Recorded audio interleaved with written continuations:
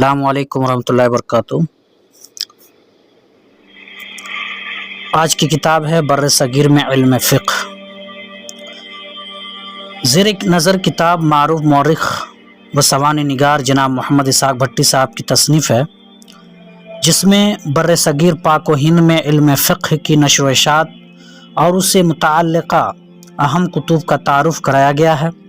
ابتداء میں علم فقہ کے معنی و مفہوم پر روشنی ڈالی گئی ہے، پھر ماخذ فقہ، اجتہاد اور استنباط مسائل میں اختلاف پر بحث کی گئی ہے۔ اصحاب فتویٰ، صحابہ و تابعین اور مختلف علاقوں میں مراکز فقہ کی بھی نشاندہی کی گئی ہے۔ اس کے بعد ائمہ اربعہ کے مناہج فقہ کا تذکرہ ہے۔ بعد ازاں بر صغیر میں فقہ کی آمد کا تاریخی پس منظر بیان کیا گیا ہے، اور پھر 11 فقہی کتابوں کا تعارف کرایا گیا ہے۔ ان میں الفتاویٰ غیاثیہ، فتاویٰ آمینیہ، فتاویٰ بابری اور فتاویٰ عالمگیری اہم ہیں۔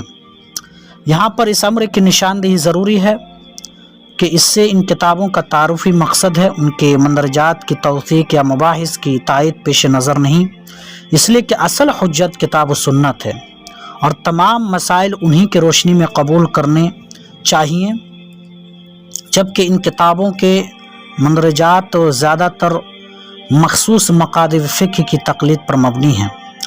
اس نقطے کو پیش نظر رکھتے ہوئے اس کتاب کا مطالعہ مفید رہے گا۔